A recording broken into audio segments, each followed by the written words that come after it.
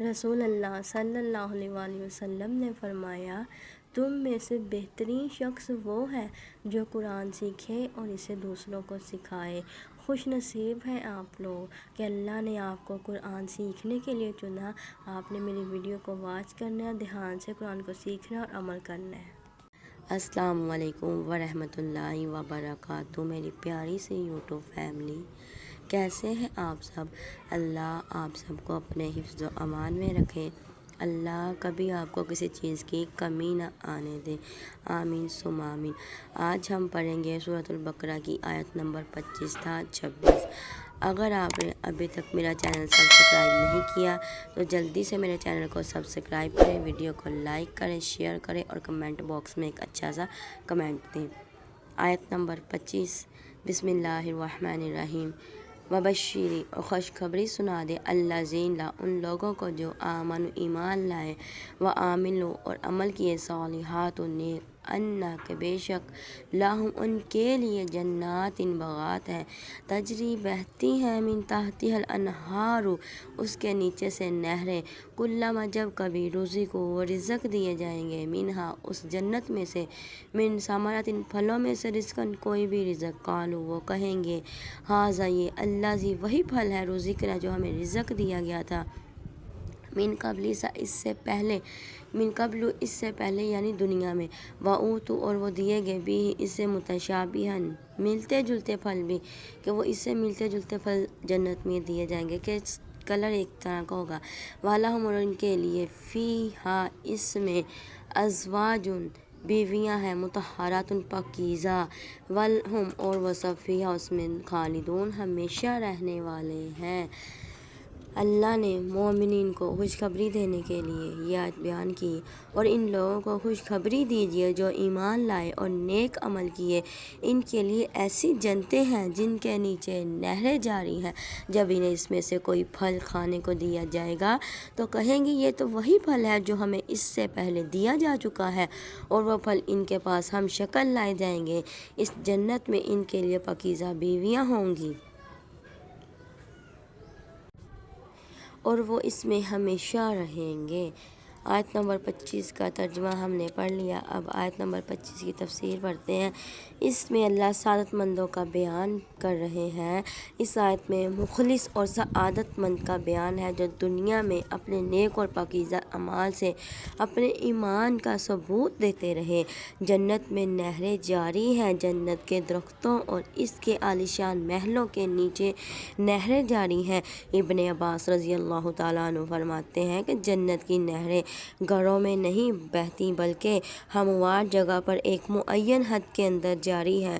رسول اللہ صلی اللہ علیہ وسلم نے فرمایا، کوثر کے دونوں کناروں پر آمنے سامنے سچے موتیوں کے خیمے نصب ہیں، جنت کی مٹی مشک اور کنکر و بجری موتی اور جواہر کے ہیں، مشک کے پہاڑوں کے نچلے حصے سے جنت کی نہریں نکلتی ہیں، جنتی پھلوں کی مشابہت، جنتی جنت کے پھل دیکھ کر کہیں گے کہ یہ پھل تو ہم دنیا میں بھی کھایا کرتے تھے، چونکہ شکل و صورت میں ملتے جلتے ہوں گے، اس لیے وہ یہ بات کہیں گے، ورنہ کہاں دنیا کے پھل اور کہاں جنت کے پھل، سبحان اللہ۔ سیب، انگور اور انار کے نام تو یہی ہوں گے، مگر ذائقہ کچھ اور ہی، یعنی بہت ہی زیادہ مزیدار ہوگا۔ اہل جنت کی پاکیزہ بیویاں بھی ہوں گی، جنتیوں کو صاف ستھری اور پاکیزہ بیویاں ملیں گی جو گندگی، ناپاکی، پلیدی، حیض، پیشاب، پخانے، تھوک اور بلغم وغیرہ سے پاک ہوں گی۔ وہ نہ تو نافرمانی کریں گی اور نہ ہی ان میں کوئی برائی ہوگی۔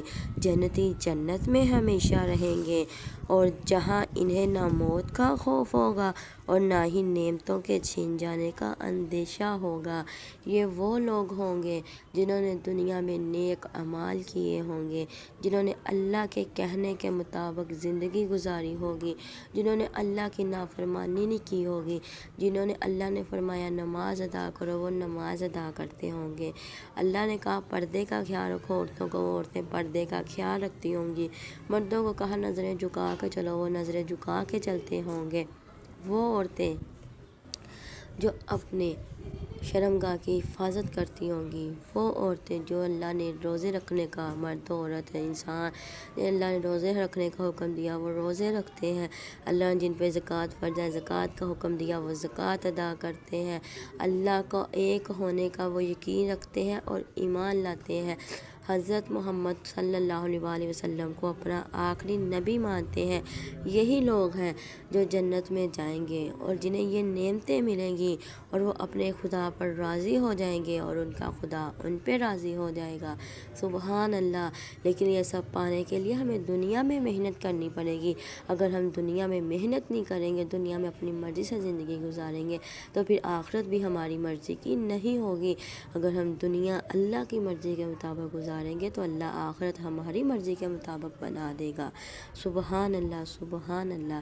آگے آیت نمبر 26 کا ترجمہ پڑھتے ہیں لفظ بہ لفظ۔ ان اللہ، بے شک اللہ تعالیٰ، لا یستحیی، نہیں وہ شرماتا، ان یہ کہ یضرب، وہ بیان کرے، مثلاً کوئی مثال، ما خواہ بعوضۃً، مچھر کی ہو، فما، پس جو، فوقہا، اس مچھر سے بھی حقیر چیز کی ہو، فاما، پس رہے، الذین، وہ لوگ جو، آمنوا، ایمان لے کے آئے، فیعلمون، وہ لوگ جانتے ہیں۔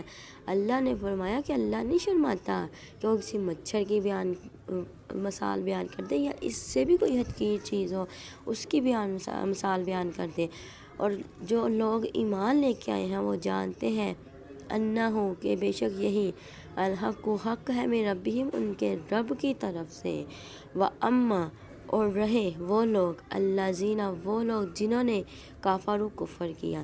اللہ نے پہلے مومنین کے بارے میں بتا دیا کہ جو مومنین ہیں وہ جانتے ہیں، انہیں دیکھ کے پتہ چل جاتا ہے کہ یہ ہمارے رب کی طرف سے حق بیان ہو رہا ہے۔ اللہ نے پہلے مومنین کی صفات بیان کی کہ مومنین حق بات کو سمجھ جاتے ہیں اور وہ جانتے ہیں۔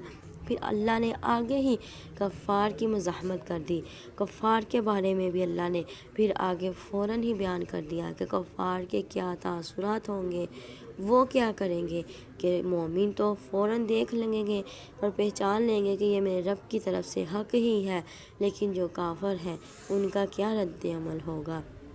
وَأَمَّا، اور رہے، الذین، وہ لوگ جو، کفروا، جنہوں نے کفر کیا ہے، وَیَقُولُونَ، پھر وہ لوگ کہتے ہیں جنہوں نے کفر کیا ہے، ماذا، کیا، ارادہ کیا ہے، اللہ، اللہ نے، بہذا، اس مثلاً مثال سے، یضل، وہ گمراہ کرتا ہے، بھی، اس سے، کثیراً، بہت سے لوگوں کو، کس سے، یعنی مچھر کی ایک مثال سے اللہ نے بہت سے، جو اللہ مثالیں بیان کرتا ہے مچھر کی چاہے کسی بھی چیز کی ہو، اللہ ان مثالوں سے بہت سے لوگوں کو گمراہ کر دیتا ہے، وَیَہْدِی، اور ہدایت بھی حاصل کرتے ہیں، بھی، اس سے، کثیراً، بہت سے لوگ۔ اللہ نے فرما دیا میں تو مثال بیان کرتا ہوں، جو کچھ بہت سے لوگ ہیں جو اس سے ہدایت حاصل کر لیتے ہیں، یعنی وہ مومن لوگ ہیں، اور بہت سے لوگ ہیں جو گمراہ ہو جاتے ہیں، یعنی کہ کفار لوگ، کہ وہ اپنے کفر میں اور بڑھ جاتے ہیں۔ وما، اور نہیں، یضل، گمراہ ہوتے بھی، اس اللہ، مگر فاسقون، نافرمان، فاسق۔ اللہ نے آگے فوراً بتا دیا کہ گمراہ ان مثالوں سے وہ نہیں ہوتے، صرف وہی ہوتے ہیں جو فاسق ہوتے ہیں، جو نافرمان ہوتے ہیں۔ آگے آیت نمبر 26 کی تفسیر۔ اللہ تعالیٰ کسی چھوٹی چیز کی مثال بیان کرنے سے بھی نہیں شرماتے۔ اللہ تعالیٰ نے جب منافقین کی مثالیں بیان فرمائی تو انہیں سن کر منافقین کہنے لگے کہ اللہ تعالیٰ کی یہ شان نہیں کہ وہ ایسی چھوٹی چھوٹی چیزوں کی مثالیں بیان فرمائے۔ جب اللہ تعالیٰ نے قرآن میں مکھی اور مکری کا ذکر فرمایا تو مشرک کہنے لگے یہ مکھی اور مکری کا ذکر اللہ تعالیٰ نے کیوں کیا ہے، اللہ کا اس سے کیا ارادہ ہے، بھلا قرآن میں ان حقیر چیزوں کے لانے کی کیا ضرورت ہے۔ ان پر یہ آیت مبارکہ نازل ہوئی ہے کہ اللہ تعالیٰ حق بات سے نہیں شرماتا، خواہ وہ ادنا ہو یا اعلیٰ ہو۔ مثال بیان کرنے کی اصل حکمت اللہ کی کیا تھی؟ اللہ عز و جل مثال بیان کرنے سے بھی کرنے میں کسی بھی چیز کو حقیر نہیں سمجھتے، جس طرح وہ ایک چھوٹی چیز کو پیدا کرنے سے نہیں شرمائے، اسی طرح اللہ تعالیٰ نے مکھی اور مکڑی کی مثال بھی بیان فرمائی۔ فرمان الہی ہے، اللہ نے فرمایا اے لوگو ایک مثال بیان کی جاتی ہے، اسے کان لگا کر سنو۔ اللہ کے سوا تم جن معبودوں کو پکار رہے ہو وہ سب مل کر ایک مکھی بھی نہیں بنا سکتے، اور اگر مکھی ان سے کچھ چھین کر لے جائے تو اسے چھڑا بھی نہیں سکتے۔ مانگنے والے اور جن سے مانگا جا رہا ہے دونوں بے بس ہیں۔ جو لوگ اللہ کو چھوڑ کر دوسروں کو اپنا دوست بناتے ہیں، ان کی مثال مکڑی کے جالے جیسی ہے، جس کا گھر تمام گھروں سے زیادہ کمزور ہوتا ہے۔ کاش یہ سمجھ جاتے، یعنی مکڑی کے جالے پر کیا بھروسہ کیا جائے، وہ تو ذرا سے اشارے ہی سے ٹوٹ جاتا ہے، اس لیے جھوٹے معبودوں پر بھروسہ کرنا نادانی ہے۔ ہم یہ مثالیں لوگوں کے لیے بیان فرما رہے ہیں، انہیں صرف علم والے ہی سمجھتے ہیں۔